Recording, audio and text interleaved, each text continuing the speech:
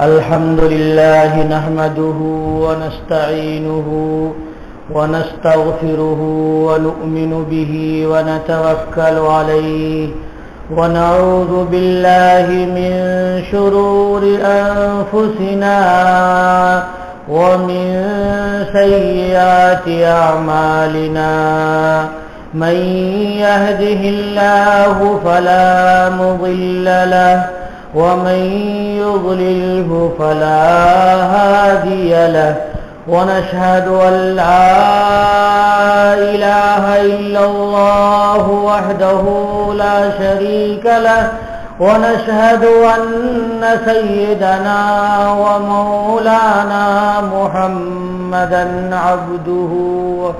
عبده ورسوله وصلى الله تعالى عليه وعلى آله وأصحابه أجمعين أما بعد فأعوذ بالله من الشيطان الرجيم بسم الله الرحمن الرحيم يا أيها الذين آمنوا قوا أنفسكم وأهليكم نارا وقودها الناس والحجارة عليها ملائكة شداد غلاظ لا يعصون الله ما أمرهم ويفعلون ما يؤمرون وقال رسول الله صلى الله عليه وسلم إن أعداء عدوك نفسك الذي بين جنبيك أو كما قال عليه الصلاة والسلام.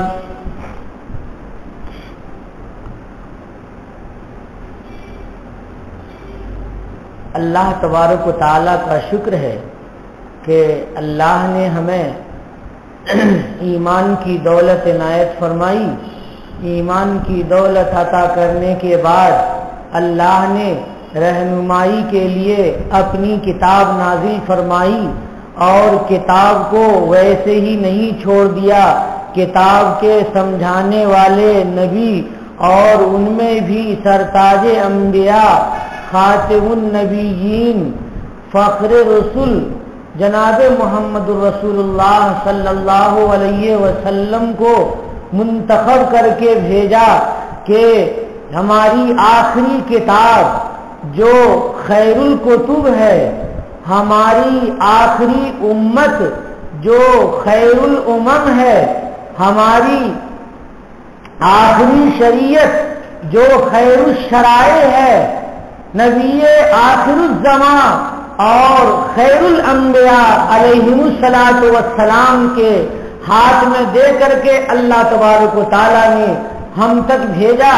اس پر ہمیں اللہ تبارک و تعالیٰ کا شکر ادا کرنا چاہیے اور جتنا بھی ہم شکر ادا کریں وہ کم ہے. اللہ تبارک و تعالیٰ نے اس ماحول میں اس قرآن پاک کو نازل کیا جس ماحول میں لوگ ننگے پھرا کرتے تھے. کپڑا پہننے کا سلیقہ ان کو نہیں تھا.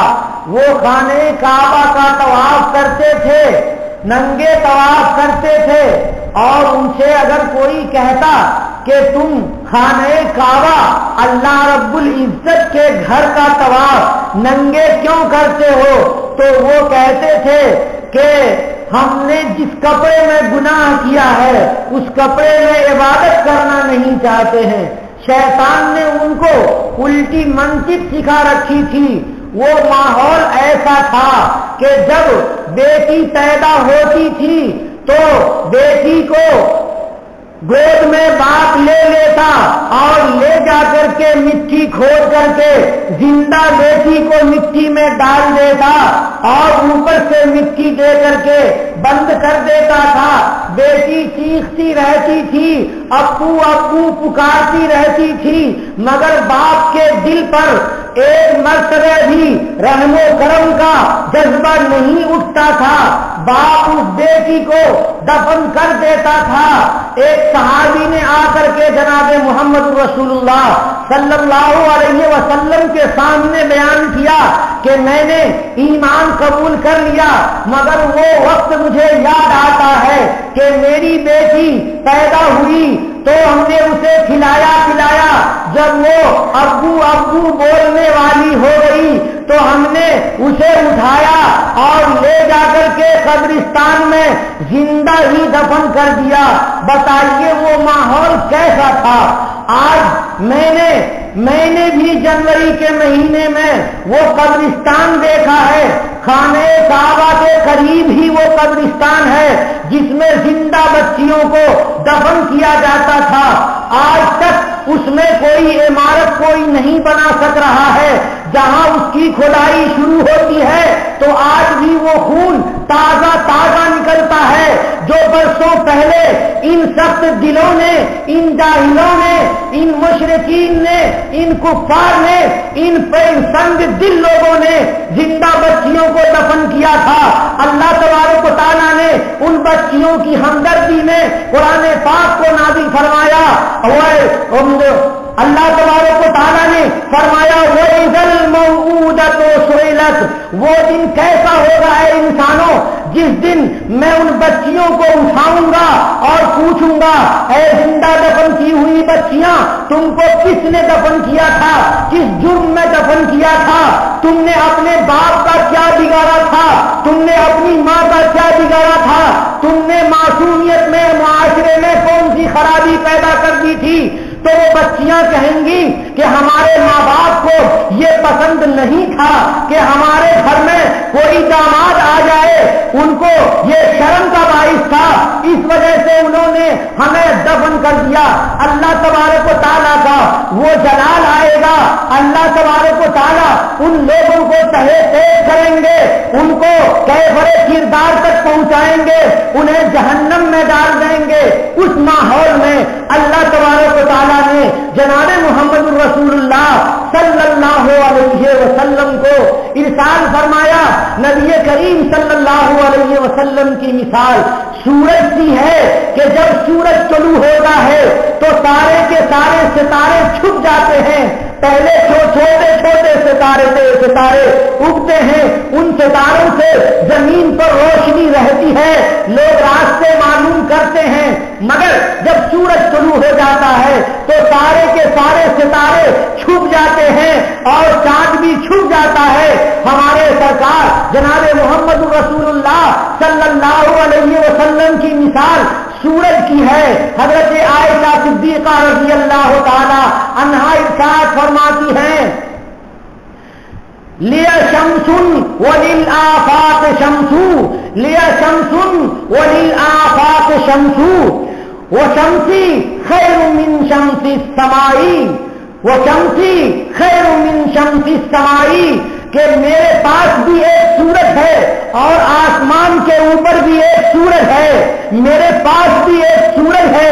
نبی کریم جناب محمد رسول اللہ صلی اللہ علیہ وسلم کی ذات اور آسمان, اے آسمان تمہارے اوپر بھی ایک سورج ہے. لِيَ شَمْسٌ وَلِلْآفَاقِ شَمْسٌ, میرے پاس بھی ایک سورج ہے, آسمان کے پاس بھی ایک سورج ہے. وَشَمْسِي خَيْرٌ مِّن شَمْسِ السَّمَاءِ, مگر جو میرا سورج ہے وہ آسمان کے سورج سے زیادہ روشنی والا ہے. آسمان کا سورج آدھی دنیا کو روشن کرتا ہے اور میرا سورج پوری دنیا کو روشن کرتا ہے. میرے سورج کی روشنی چھوٹتی نہیں ہے. آسمان کے سورج کی روشنی 12 گھنٹے کے بعد جو 14 گھنٹے کے بعد چھپ جاتی ہے, لیکن میرے سورج کی روشنی نہیں چھپتی ہے. وہ ایسا کے بعد کی تاریخی میں بھی میرا سورج روشن ہوتا ہے. کہتے ہیں فَإِنَّ الشَّمْسَ تَطْلُعُ بَعْدَ فَجْرٍ وَشَمْسِي تَطْلُعُ مِن بَعْدِ الْعِشَاءِ, کہ یہ سورج تو آسمان میں نظر آ رہا ہے، یہ سورج تو ڈوب جاتا ہے، یہ سورج اگتا کب ہے؟ یہ صبح کے وقت میں اگتا ہے، یہ سورج صبح کے وقت میں اگتا ہے، لیکن میرا یہ سورج کے عشاء کے بعد بھی یہ طلوع رہتا ہے، یعنی پوری دنیا میں سرکار دو عالم صلی اللہ علیہ وسلم کا سورج، یہ آفتاب نبوت جب سے طلوع ہوا ہے تب سے آج تک بجھا نہیں ہے، اور اس کی روشنی سارے مسلمانوں کے گھروں میں ہے، صحابہ کرام کے گھروں میں نبی پاک کے صلی اللہ علیہ وسلم کی روشنی، تابعین کے گھر میں نبی پاک جناب محمد رسول اللہ صلی اللہ علیہ وسلم کی روشنی، اس کے بعد آج تک ہمارے گھروں میں سرکار دو عالم صلی اللہ علیہ وسلم کی روشنی، اس پر ہم جتنا شکر ادا کریں اللہ رب العالمین کا وہ کم ہے، لیکن اے مسلمانوں، ایک ہے اپنے اعتقاد میں ایمان کو رکھنا اور کلمہ طیبہ پڑھنا لا الہ الا اللہ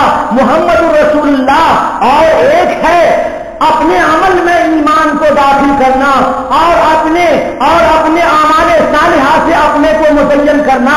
صرف زبان سے ایمان تو آدھا ایمان ہے، ایمان اس وقت مکمل ہوتا ہے جب ایمان کے تقاضے پر انسان عمل کرے۔ ایک طرف اللہ تبارک و تعالیٰ نے فرمایا لا الہ الا اللہ کہ اللہ کے علاوہ کوئی معبود نہیں، دوسری طرف اللہ تبارک و تعالیٰ نے حکم دیا ہے محمد رسول اللہ پڑھنے کا، قولوا لا الہ الا اللہ تفلحوا۔ محدثین کہتے ہیں کہ وہاں پر جملہ مختصر ہے، وہاں پر یہ محذوف ہے، چھپا ہوا ہے کہ قولوا لا الہ الا اللہ محمد رسول اللہ، تم لا الہ الا اللہ کہو، محمد رسول اللہ کہو، تم کامیاب ہو جاؤ گے۔ اللہ کے نبی جناب محمد رسول اللہ صلی اللہ علیہ وسلم نے ارشاد فرمایا ترکت فیکم امرین لن تضلوا بعدی ما تمسکتم بہما، میں نے تمہارے درمیان دو چیزوں کو چھوڑ دیا ہے، ان دونوں چیزوں کو اگر تم نے اچھی طرح سے پکڑ لیا، سینے سے لگا لیا اور اپنے عمل میں انہیں گھٹا لیا اور تم اس پر عمل پیرا رہ گئے تو تم کامیاب ہو جاؤ گے، اور اگر تم نے ان دونوں کو چھوڑ دیا تو تم ناکام ہو جاؤ گے۔ اس کے بعد سرکار دو عالم صلی اللہ علیہ وسلم نے وضاحت فرمائی، کیا وضاحت فرمائی؟ کتاب اللہ و سنت رسول ہی، اللہ کی کتاب اور نبی پاک جناب محمد رسول اللہ صلی اللہ علیہ وسلم کی سنت۔ اگر کلمہ پڑھنے والے مسلمانوں نے صرف کلمہ پڑھ کر کے رکھ لیا اور کتاب اللہ پر عمل نہیں کیا اور جناب محمد رسول اللہ صلی اللہ علیہ وسلم کی شریعت پر عمل نہیں کیا، حضور کی سنت کو نہیں اپنایا، تو وہ مسلمان نجات کے قابل نہیں ہوگا، اس مسلمان کو عذاب ہوگا۔ اور آج دیکھیے اپنے معاشرے پہ روشنی نگاہ ڈالیے، آج اپنے معاشرے پہ نگاہ ڈالیے کہ ایمان کے پڑھنے والے، ایمان کا کلمہ پڑھنے والے کتنے ہیں، ایمان کا اقرار کرنے والے کتنے ہیں، اور کلمہ کی تصدیق کرنے والے کتنے ہیں، ایمان کا نعرہ لگانے والے کتنے ہیں، اور عمل کرنے والے کتنے ہیں۔ آج جائزہ لیجئے اپنی صورت کا کہ کیا ہم مسلمانوں کی صورت جناب محمد رسول اللہ صلی اللہ علیہ وسلم کی سنت کے مطابق ہے، اور کیا ہمارا کپڑا جناب محمد رسول اللہ صلی اللہ علیہ وسلم کی سنت کے مطابق ہے؟ کیا ٹخنے سے نیچے ہم پائجامہ پہنتے ہیں یا ٹخنے کے اوپر ہمارا پائجامہ ہوتا ہے؟ جناب محمد رسول اللہ صلی اللہ علیہ وسلم نے ارشاد فرمایا کہ جسم کا، پائجامے کا، لنگی کا وہ حصہ جو ٹخنے سے نیچے اتر جاتا ہے وہ جہنم میں جائے گا، وہ مسلمان۔ میری تقریر پہ اگر ہنس رہے ہو تو اللہ تبارک و تعالیٰ کے عذاب کے مستحق ہو جاؤ گے۔ مسکراہٹ کی آواز ادھر سے آ رہی ہے، خاموشی سے اٹھ کر کے چلے جاؤ، مذاق کرنے کے لیے یہاں پر اگر بیٹھے ہو تو نقصان ہو جائے گا تمہارا۔ خاموشی سے اللہ واسطے اگر سن رہے ہو ٹھیک ہے، عمل کی نیت سے سن رہے ہیں ٹھیک ہے، اور نہیں تو آپ کو چلا جانا چاہیے۔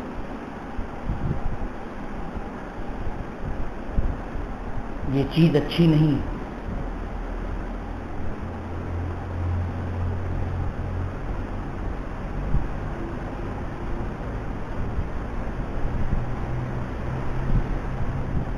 जनाब मोहम्मद रसूलुल्लाह सल्लल्लाहु अलैहि वसल्लम के बारे में मैं कह रहा था कि जब टखने से नीचे हमारा पैजामा होता है तो हुजूर की हदीस याद करनी चाहिए। बुखारी शरीफ में अल्लाह के नबी सल्लल्लाहु अलैहि वसल्लम ने इरशाद फरमाया कि वो हिस्सा पैजामे का और लुंगी का जो टखने से नीचे पहुंच जाता है जहन्नम में पहुंचेगा। आज मुसलमान गौर कर ले कि और सोचे इस हदीस शरीफ पर कि कितने लोग ऐसे हैं जो नबी पाक सल्लल्लाहु अलैहि वसल्लम की सुन्नत के खिलाफ अपने पैजामे और अपने पैंट और अपनी लुंगियां रखते हैं। जनाब मोहम्मद रसूलुल्लाह सल्लल्लाहु अलैहि वसल्लम के पास इरशाद पे गौर कीजिए कि अगर पैर जहन्नम में है तो जिस्म कहां होगा, अगर पैर जहन्नम में है तो जिस्म कहां होगा। आज के नौजवानों को समझाया जाता है तो समझाने वाला पागल कहलाता है। नौजवान सुधरने का नाम नहीं ले रहे हैं, सिर्फ कलमे का नाम और कलमे तैयबा को जबान से पढ़ने को कामिल और मुकम्मल समझते हैं। ये मुकम्मल ईमान नहीं है। गुनाहे कबीरा करने वाले को अल्लाह तबारक व तआला आखिरत में भी सजाएं देते हैं। गुनाहों की वजह से रुए जमीन पे अल्लाह तबारक व तआला रिज़्क़ को कम कर देते हैं, घटा देते हैं। आसमान से जो बारिश बरसती है वो बारिश रुक जाती है तो अल्लाह के अलावा कोई बारिश बरसाने वाला नहीं होता। आंध्र प्रदेश में आपका आंध्र प्रदेश है, आपको याद होगा कि राजशेखर रेड्डी की हुकूमत आई थी और वो किसान था। किसानों की हमदर्दी में उसने एक बजट ये पास किया था कि अगर आसमान से बारिश नहीं होती है तो मसनूई बारिश का इंतजाम किया जाएगा, केमिकल डाल करके बादल को पिघला करके जमीन पे बरसने के लायक बनाया जाएगा। उन साइंसदानों से बनाए हुए केमिकल को लेकर के हेलीकॉप्टर के जरिए आंध्र प्रदेश में बादल के ऊपर डाला गया, घटा छा गई, थोड़ी मोड़ी बारिश हुई, उसके बाद बारिश बंद हो गई। पता नहीं कितने करोड़ के केमिकल थे वो सारे के सारे गायब हो गए। अल्लाह तबारक व तआला बारिश देने वाले हैं, ये हमारा ईमान है। अल्लाह के अलावा कोई बारिश नहीं देगा। अगर गुनहगार बंदा गुनाहों से तौबा किए बगैर अल्लाह ताला से दुआ करता है बारिश की तो अल्लाह तबारक व तआला उसकी दुआ कबूल नहीं फरमाते हैं। अल्लाह तबारक व तआला तौबा करने के बाद दुआ कबूल फरमाते हैं। एक मरतबा सारे मुसलमान इकट्ठा थे किसी इलाके में, उन सब ने मिलकर के अल्लाह तबारक व तआला से दुआ की कि ऐ अल्लाह बारिश दे दे, बारिश दे दे। मगर बारिश नहीं हो रही थी, बारिश नहीं हो रही थी। तो उस वक्त के अल्लाह वाले ने, कहा जाता है कि वो किसी नबी के जमाने का वाकया था, अल्लाह तबारक व तआला से पूछा कि या अल्लाह बारिश क्यों नहीं हो रही है। अल्लाह तबारक व तआला की तरफ से ये कहा गया कि तुम्हारे दरमियान एक आदमी है जो चुगलखोर है और वो चुगली से तौबा नहीं किया है, बगैर तौबा के तुम्हारे साथ आकर के झूठ मूठ हाथ उठा करके दुआ करता है, इसलिए उसकी तौबा उसकी वजह से तौबा तुम लोगों की कबूल नहीं हो रही है, तुम्हारे लिए बारिश की दुआ कबूल नहीं हो रही है। तो उन्होंने कहा कि या अल्लाह मुझे बता दीजिए कि वो बंदा कौन है, उस बंदे को मैं यहां से निकाल दूंगा। तो अल्लाह तबारक व तआला की तरफ से ये आवाज आई कि क्या वो बंदा चुगलखोरी करता है तो क्या उसकी चुगलखोरी मैं तुमसे कर दूं और उसको निकाल दूं? ऐसा नहीं होगा। तो उस वक्त के अल्लाह वाले ने मजमे से कहा कि मजमे में जो आदमी चुगलखोर है वो अपनी चुगलखोरी से अल्लाह तबारक व तआला से तौबा करे या वो निकल जाए खुद से।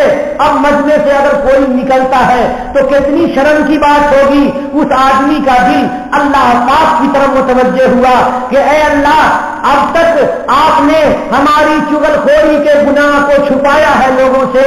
ऐ अल्लाह मैं सच्ची पक्की तौबा मजमे में करता हूँ, आज भी मेरी इज्जत बचा ले और मुझे छुपा ले, अपनी दामन रहमत में रख ले। अल्लाह तबारक व तआला ने उसकी दुआ का उसकी तौबा कबूल की और उसके बाद बारिश हो गई। अल्लाह तबारक व तआला बारिश जो रोकते हैं वो गुनाहों की वजह से रोकते हैं। अल्लाह तबारक व तआला जो बारिश रोकते हैं वो ज़कात अदा नहीं करने की वजह से रोकते हैं। आज माल की हवस पहले से ज्यादा मुसलमानों में है। मुसलमान पहले ऊपर के माल थोड़े मोड़े सदके कर देते हैं और मुकम्मल तौर पर काउंटिंग के साथ हिसाब करके ज़कात नहीं निकालते। इस ज़कात नहीं निकालने की वजह से वो माल बचा हुआ रह जाता है, वो दूसरे माल में उसकी नहूसत आती है, हराम माल की नहूसत हलाल माल में घुसती है और हराम माल हलाल माल की बरकत को लेकर के खत्म कर देता है। तो आज हम एक तरफ नहीं हर तरफ गुनाह कर रहे हैं। मेरे दोस्तों और नौजवान दोस्तों, खास तौर से सुनो कि पहले गुनाहों की जगह कम थी, पहले बदनिगाही की जगह कम थी और अब बदनिगाही की जगह बहुत ज्यादा हो गई है। आज हम गुनाह कर रहे हैं, कहाँ? अपने जेब में हमारे पास मोबाइल है, हम खैर का काम कम करते हैं, शर का काम ज्यादा करते हैं, हम इनमें फिल्में ज्यादा देखते हैं, हम कुरान की तिलावत बहुत कम करते हैं, हम कुरान की तफसीरें बहुत कम पढ़ते हैं। जनाब मोहम्मद रसूलुल्लाह सल्लल्लाहु अलैहि वसल्लम की सुन्नतें हम इसमें तलाशते नहीं, मालूम नहीं करते हैं, हम बुजुर्गों की किताबें इसमें नहीं रखते हैं। हम क्या रखते हैं? गाने रखते हैं, हम क्या रखते हैं? फिल्में रखते हैं, हम क्या रखते हैं? फहाशी रखते हैं, हम क्या रखते हैं? अल्लाह की लानत रखते हैं। हमारे पास कौन होता है? खबीस होता है। हम किसके साथ चलते हैं? शैतान के साथ चलते हैं। एक साहब से मैंने पूछा कि भाई क्या आप तो बैठे रहते हैं दुकान पर, कुरान की तिलावत क्यों नहीं करते? तो कहा मौलाना मेरे पास कुरान पाक नहीं है, देखेंगे लाएंगे। मैंने कहा ये बड़ा सा मोबाइल रखे हुए हैं, आप इसमें कोई ऑडियो कुरान डाल लीजिए, कान में लगाए रहिए तो तिलावत कम से कम सुनते तो रहेंगे। उन्होंने कहा कि अरे एक मौलाना साहब ने ये बता दिया कि मोबाइल में कुरान रखना जायज नहीं है, तब से मैंने कुरान पाक को निकाल दिया। तो मैंने कहा क्या रखते हैं? तो कहा वीडियो रखते हैं, फिल्में रखते हैं, गाने रखते हैं, कार्टून रखते हैं, लतीफे रखते हैं, चुटकुले रखते हैं, इस तरह की चीजें रखते हैं।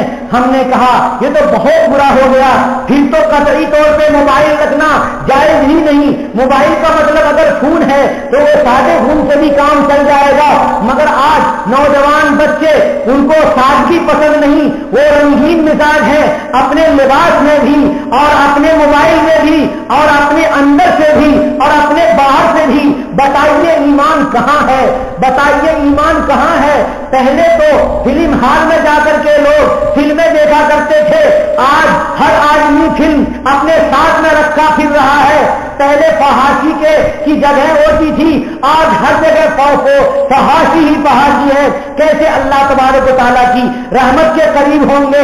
अरे चंद जुए जमीन पर अल्लाह अल्लाह कहने वाले हैं कि जिनके लिए जिनके रहमो करम पे अल्लाह तबारक व तआला हमें रिस्क दे रहे हैं। कुछ सफेद दाढ़ी वाले हैं कि जिनके ऊपर अल्लाह रहीम है, जिसकी वजह से हमें रिस्क मिल रहा है। मासूम बच्चे हैं जिनकी वजह से हमें रिस्क मिल रहा है। बापर्दा नशीन औरतें हैं जिनकी वजह से उनकी पाक दामनी की बरकत से हमें रिस्क नसीब हो रहा है। एक जगह लिखा हुआ है कि लोग बारिश की दुआ कर रहे थे और बारिश अल्लाह तबारक व तआला की तरफ से नहीं हो रही थी। कई दिन वहां पे बैठे थे लोग, उलमा भी थे, सुलहा भी थे, बुजुर्गान भी थे, मगर दुआ कबूल नहीं हो रही थी। एक मुसाफिर जा रहा था अपनी सवारी पर सवार होकर के, ऊंट पे सवार होकर के एक मुसाफिर जा रहा था। वो रुका और आया लोगों से पूछने के लिए कि अब मुसलमानों की भीड़ यहाँ पर क्यों है? तो लोगों ने बताया कि इस्तिस्का की दुआ की जा रही है, बारिश नाजिल होने की दुआ की जा रही है अल्लाह तबारक व तआला से, मगर दुआ कई दिन से कबूल नहीं हो रही है। तो उसने कहा कि अच्छा ठीक है मैं अभी आता हूं। वो गया और सवारी के पास खड़ा रहा और अल्लाह से दुआ की। बस बहुत ज्यादा बारिश हो गई, बहुत ज्यादा बारिश हो गई। लोगों ने उस नौजवान को पकड़ा और कहा कि बताओ तुम कौन हो और तुमने कौन सी दुआ की अल्लाह तबारक व तआला से जिसकी वजह से बारिश हो गई? तो नौजवान ने कहा कि मैं एक पाक दामन औरत का बेटा हूं, मेरी माँ मेरे साथ है। तो मैं सवारी के पास गया और माँ की चादर मैंने पकड़ ली और मैंने दुआ की कि ऐ अल्लाह इस पाक दामन औरत का मैं बेटा हूं, ऐ अल्लाह इनका दामन हमेशा पाक रहा है, इन्होंने गुनाह नहीं किए हैं और तौबा इस्तिग़फ़ार में लगी रहती है, अल्लाह के जिक्र में, कुरान में, नमाज में लगी रहती دیتی ہے, اس نے کبھی گناہ نہیں کیا ہے. اے اللہ اس پاک ماں کی چادر کی برکت سے اور ان کی چادر پکڑ کے میں دعا کرتا ہوں, اے بار الہ ان لوگوں کو پانی عنایت فرما دیجئے. اللہ تبارک و تعالیٰ کی طرف سے بارش ہو گئی. بتائیے آج بھی لوگ ایسے ہیں, عورتیں آج بھی ایسی ہیں کہ جو اگر دعا کریں تو ان کی دعا قبول ہو جائے, اگر وہ قسم کھائیں تو اللہ تعالیٰ ان کو قسم میں بری فرما دے. لیکن بہت سی نوجوان لڑکیاں اور نوجوان عورتیں آج نقاب کے باہر آ رہی ہیں. انہیں انگریزیت پسند ہے, انہیں جاہلیت پسند ہے, ان کے اندر گوشہ نہیں ہے, ان کے اندر پردہ نہیں ہے, اور نقاب بھی اتنے فیشنیبل آ گئے ہیں کہ نقاب کے باوجود نگاہ اس کی ان کی طرف مائل ہوتی ہے. آج خوشبو لگانے والی عورتوں کا اضافہ ہو رہا ہے, جو پھوٹنے والی خوشبو لگا رہی ہے. آج بجنے والی زیور پہننے والی عورتوں کا اضافہ ہو رہا ہے. پہلے گھروں میں صبح صبح ہماری عورتیں قرآن پاک کی تلاوت کرتی تھی, تلاوت کی آواز پورے گھر میں اندر اندر گنگن گنگن گونجتی رہتی تھی. لیکن آج کسی گھر میں قرآن کی تلاوت نہیں ہو رہی ہے.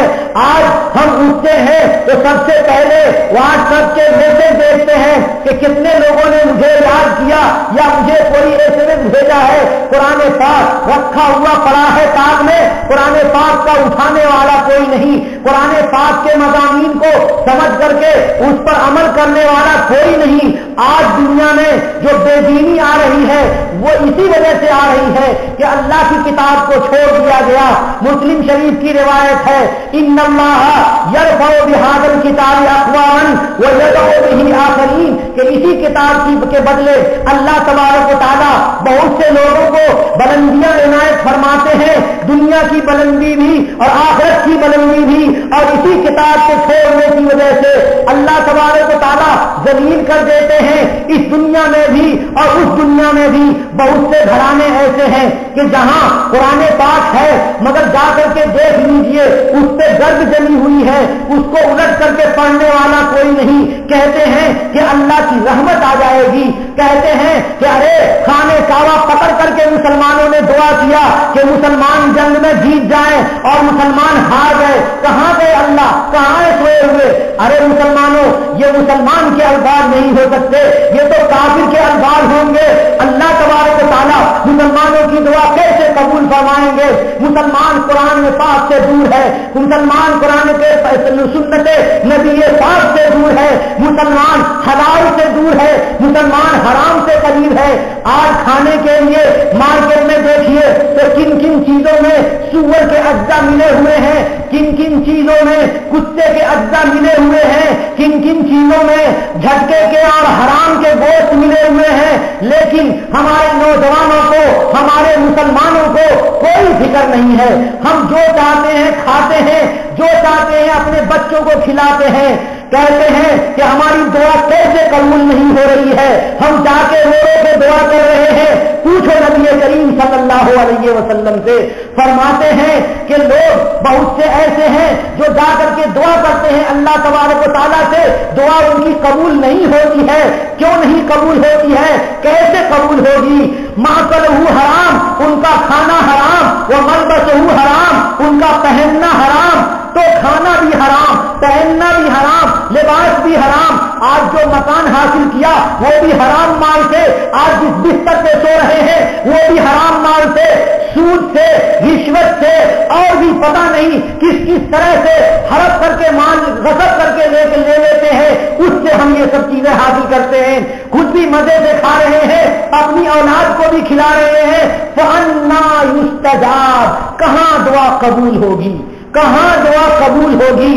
اس لیے آج ضرورت ہے جناب محمد رسول اللہ صلی اللہ علیہ وسلم کی پیروی کرنے کی. آج ضرورت ہے پہلے سے زیادہ اپنے کو اللہ سے ڈر ڈرانے کی, کہ نبی پاک صلی اللہ علیہ وسلم نے ارشاد فرمایا کہ انا آدھا عدو کا نفس کا نبی بین جنبی کا, کہ تمہارا سب سے بڑا دشمن, تمہارا سب سے بڑا دشمن وہ نفس ہے وہ جو تمہارے پہلو کے درمیان ہے. نفس آج ہمارا خراب ہو گیا ہے. نفس امارہ برائیوں کا حکم دیتا ہے. رمضان میں بھی ہم گناہ کر رہے ہیں, رمضان کے علاوہ بھی گناہ کر رہے ہیں. ارے بتاؤ ہمیں اللہ کے یہاں قبولیت کیسے حاصل ہوگی؟ یہی کرناٹک کا ایک علاقہ ہے جہاں میں گیا تھا, رمضان کا بیان کیا تھا, لیکن فجر کی نماز میں دیکھا کہ وضو خانے سے شراب کی بدبو آ رہی ہے. نماز میں ایک ایسا آدمی شامل ہوا جس نے سحری کے ساتھ ساتھ شراب پی تھی, اور وہ کہہ آ رہا ہے مسجد میں اللہ سے دعا کرنے کے لیے انا یستجاب, کہاں اللہ تعالیٰ سے دعا قبول ہوگی, کیسے اللہ کی طرف سے قبولیت آئے گی؟ آج اپنے کو اللہ کا خوف دلانے کی ضرورت ہے کہ تنہا اگر رہے تب بھی اللہ تعالیٰ دیکھ رہے ہیں. جیسے رمضان کے مہینے میں ہم نہ کھاتے ہیں نہ پیتے ہیں, تنہا رہے تب بھی نہیں کھاتے نہیں پیتے, لوگوں کے سامنے رہتے ہیں تب بھی نہیں کھاتے نہیں پیتے. ایسے ہی پورے سال کو ہم کر لیں کہ ہم اللہ تبارک و تعالیٰ کے خوف سے گناہ نہیں کریں, اکیلے رہیں تب بھی گناہ نہیں کریں, اور لوگوں کے سامنے رہیں تب بھی گناہ نہیں کریں. ہم گناہ کرتے ہیں میرے دوستو, کسی کو نہیں بتاتے ہیں. نیکی ایک کر لیتے ہیں تو 10 کو بتاتے ہیں کہ میں نے آج تہجد کی نماز پڑھ لی ہے, اور اگر زنا کرتے ہیں تو نہیں بتاتے ہیں کسی کو. حرام کھاتے ہیں, حرام خوری کرتے ہیں, پیسے دوسروں کے ہڑپ لیتے ہیں, مسلمانوں کو تکلیف دیتے ہیں, غیبتیں کرتے ہیں, ہم نہیں بتاتے ہیں. حضرت رابعہ بصریہ فرماتی ہیں کہ اپنے گناہ اپنی نیکیوں کو ایسے ہی چھپاؤ جیسے اپنی برائیوں کو چھپاتے ہو. اپنی نیکیوں کو ایسے ہی چھپاؤ جیسے اپنی برائیوں کو چھپاؤ.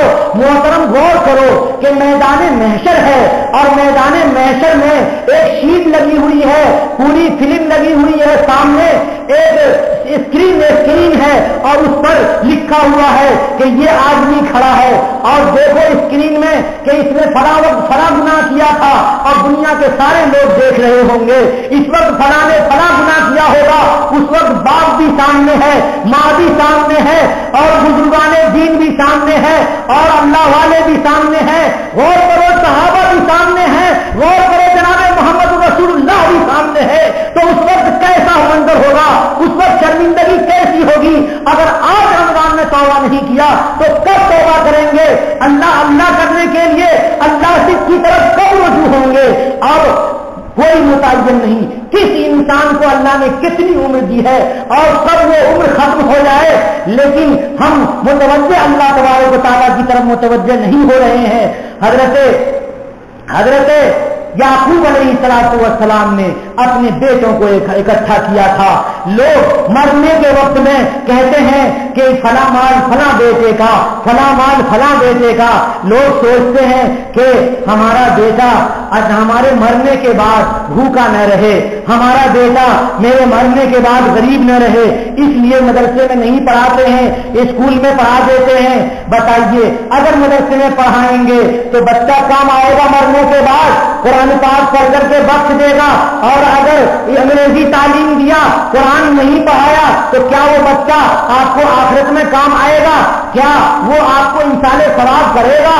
وہ حافظ قرآن بچہ کھڑا ہوگا کہ اے اللہ, اس باپ نے محض اپنی آپ کی رضا حاصل کرنے کے لیے مجھے قرآن پاک حفظ کرایا تھا, میرے باپ کو جنت دے دیجئے. کیا کوئی انگریزی پڑھنے والا, کوئی انگریزی تہذیب کو اپنانے والا کوئی بیٹا کھڑا ہو کر کے اللہ کے یہاں کہے گا کہ اے اللہ ہمارے باپ کو نجات دے دیجئے کہ میرے باپ نے میری دنیا بنانے کے لیے مجھے انگریزی تعلیم دی تھی, مجھے حضور کے طریقے سے نہ تو کھانا سکھایا, حضور کے طریقے سے نہ تو استنجا کرنا سکھایا, حضور کے طریقے سے نہ تو سلام کرنا سکھایا, حضور کے طریقے سے نہ تو ملاقات کرنا سکھایا, حضور کے طریقے سے نہ تو ہماری تربیت کی. تو اس وقت کیا جواب دیں گے اللہ کے نبی صلی اللہ علیہ وسلم کے سامنے؟ کیا جواب دیں گے؟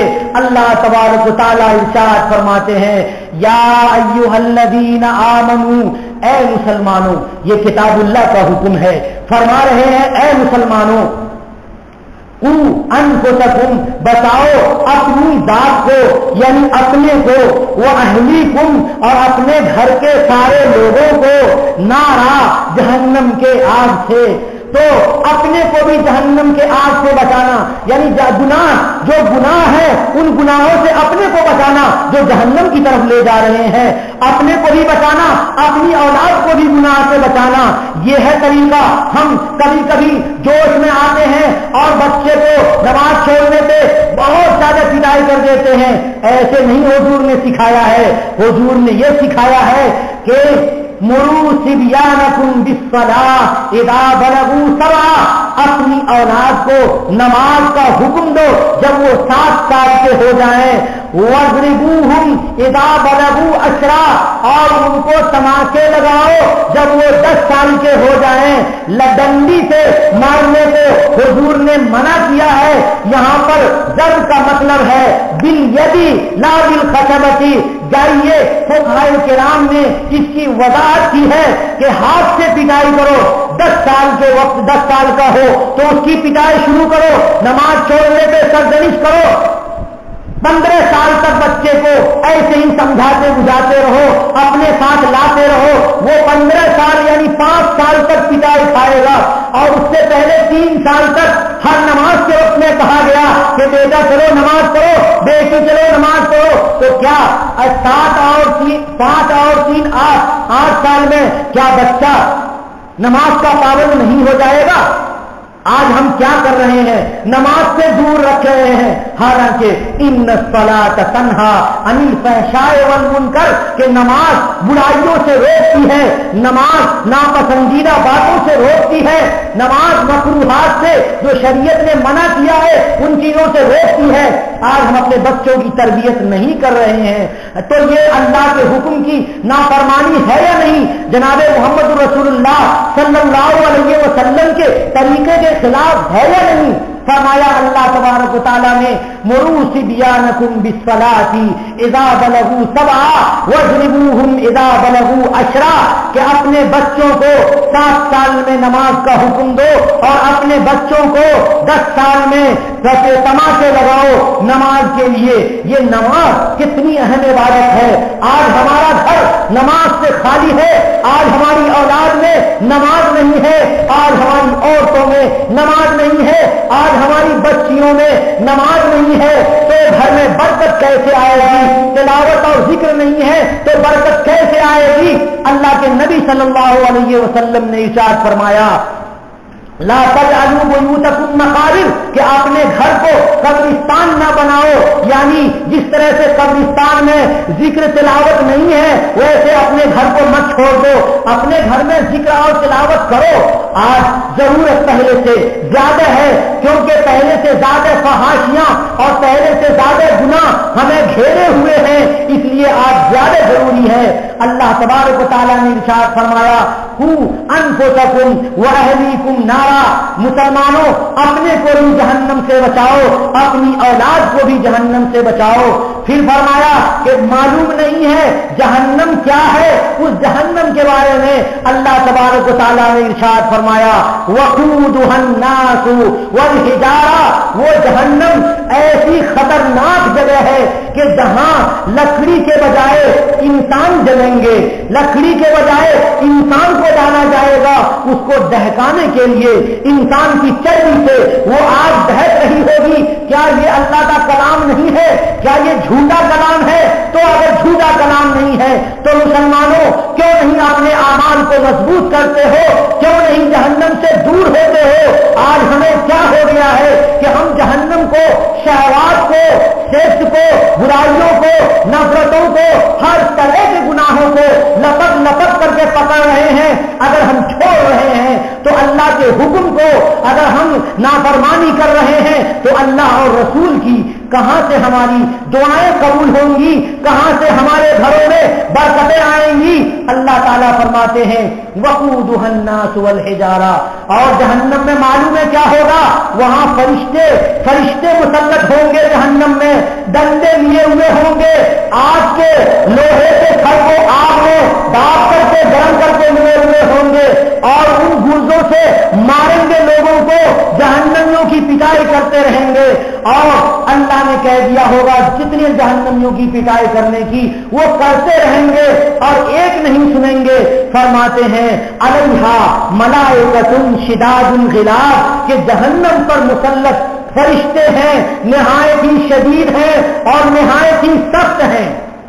لا یعصون اللہ ما امرہم اللہ نے جو حکم دیا ہے وہ کرتے رہیں گے یعنی سزا دیتے رہیں گے جہنمیوں کو.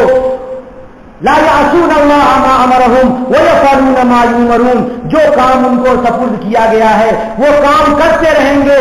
تو ہم اگر جہنم سے بچ نہیں رہے ہیں تو ہم کاہے کے مسلمان ہیں؟ ہم اپنے اعمال کو ٹھیک نہیں کر رہے ہیں تو ہم کاہے کے مسلمان ہیں؟ آئیے آپ اس مسجد میں اور اللہ کے گھر میں اور اللہ کے پاک مہینے میں اور اللہ کی عبادت فرض اور تراویح کے بعد قرآن پاک کے 20 رکعت میں سننے کے بعد 40 سجدے کرنے کے بعد اللہ تبارک و تعالیٰ کی بارگاہ میں توبہ کریں کہ اے اللہ آج سے سنتوں پہ عمل کریں گے. اے اللہ نبی پاک صلی اللہ علیہ وسلم کے چہرے جیسا چہرہ بنائیں گے. اے اللہ اپنے لباس کو شریعت کے مطابق کریں گے. اے اللہ ہم گناہوں کو چھوڑ دیں گے. اے اللہ موبائلوں کے گناہوں کو ہم چھوڑ دیں گے. اے اللہ معصیت سے ہم توبہ کریں گے. اے اللہ آنکھ کے گناہ سے ہم توبہ کرتے ہیں. اے اللہ کان کے گناہوں سے ہم توبہ کرتے ہیں. اے اللہ وہ سارے احکام مانتے ہیں جن احکام کو آپ نے اپنی کتاب میں نازل کیا. اے اللہ وہ ساری چیزوں کو مانتے ہیں جو نبی پاک جناب محمد رسول اللہ صلی اللہ علیہ وسلم لے کر آئے ہیں. اگر توبہ ہماری قبول ہو گئی تو میں بھی کامیاب آپ بھی کامیاب. میرے اندر بھی روحانیت آپ کے گھر میں بھی روحانیت اور بچوں میں بھی روحانیت عورتوں میں بھی روحانیت پورے معاشرے میں روحانیت ہوگی اور اللہ تبارک و تعالیٰ کی رضا مل جائے گی. اللہ کی جب رضا مل جاتی ہے تو پاک بندوں کی عمریں بڑھ جاتی ہیں. ناپاک گناہ کرنے والے زنا کرنے والوں کی عمروں کو اللہ گھٹا دیتے ہیں. ان کو بہت طرح کی بیماری میں مبتلا کر دیتے ہیں. جناب محمد رسول اللہ صلی اللہ علیہ وسلم نے یہ بتایا کہ آخری زمانے میں لوگ نئے قسم کے گناہ کریں گے تو اللہ تبارک و تعالیٰ ان گناہوں کی وجہ سے نئی بیماریاں پیدا کر دیں گے جن بیماریوں کو تمہارے آباء و اجداد نہیں جانتے تھے. یہ تو تمہارے آباء و اجداد گناہوں کو بھی نہیں جانتے تھے. تمہارے آباء و اجداد بیماریوں کو بھی نہیں جانتے تھے. جو آج بیماریاں آ رہی ہیں کینسر کی بیماری ٹی بی کی بیماری ایڈز کی بیماری اور ڈینگو کی بیماری اور پتہ نہیں کون سی بیماریاں آ رہی ہیں. بعض بیماریاں ایسی ہیں کہ جن کا نام بھی نہیں لغت میں ملتا.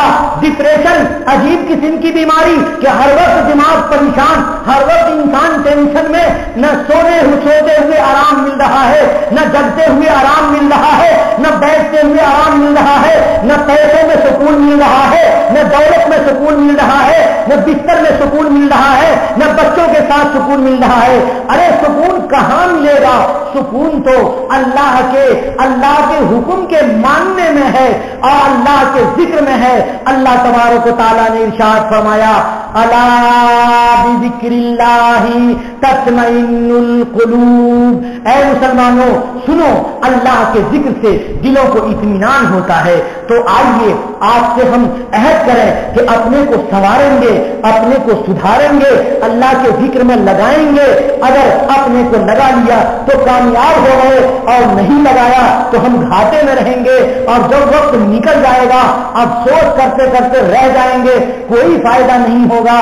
کہتے ہیں کبیر داس اب کرت کا ہوش ہے جب چڑیا چگ گئی کھیت جب عمریں ختم ہو جائیں گی اور موت کا وقت آ جائے گا تو کہاں سے ہم نمازیں پڑھ لیں گے کہاں سے روزے رکھ لیں گے کہاں سے نیکیاں کر لیں گے کہاں سے اپنے ایمان کو مضبوط کر لیں گے. اس لیے ہمیں گناہوں سے توبہ کرنا چاہیے اپنے معاشرے کو گناہ سے پاک کرنا چاہیے. اللہ تبارک و تعالی ہمیں توبہ کی توفیق عطا فرمائے. وآخر دعوانا ان الحمد للہ رب العالمین.